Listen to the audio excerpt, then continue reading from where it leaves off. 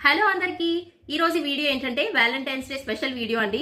Wife and husband relation హ్యాపీగా హెల్దీగా ఉండాలంటే నాకు తెలిసిన కొన్ని టిప్స్ మీతో షేర్ చేస్తాను. ఫస్ట్ పాయింట్ ఏంటంటే వైఫ్ అండ్ హస్బెండ్ మధ్య అండర్స్టాండింగ్ అనేది చాలా ఇంపార్టెంట్ అండి. అండ్ సెకండ్ పాయింట్ వచ్చేసి ఈగో ఉండకూడదు. ఒకవేళ సపోజ్ ఇద్దరి మధ్య గొడవ అయింది అనుకోండి, గొడవ అయ్యాక కాసేపు ఉన్నాక వెంటనే ఆ గొడవని సార్ట్అవుట్ చేసుకోవాలి. అంతేగాని ఈగోకు పోయి ముందు నేనెందుకు మాట్లాడాలి, ముందు మీరే మాట్లాడొచ్చు కదా, ముందు నువ్వే మాట్లాడొచ్చు కదా అని అనుకోకుండా వెంటనే సార్ట్అవుట్ చేసుకోండి. అలా మాట్లాడుకోకుండా ఈ గొడవని ఇంకా దూరం అలా కొన్ని రోజులు అలా కొనసాగిస్తే ఇద్దరి మధ్య దూరం పెరగడం చాలా ఎక్కువ అవుద్ది. అందుకని ఈగోకు పోకండి. అండ్ థర్డ్ పాయింట్ వచ్చేసి కేరింగ్ అంటే ఏమి లేదండి, వైఫ్ అండ్ హస్బెండ్ మధ్యలో కేరింగ్ అనేది చాలా ఇంపార్టెంట్.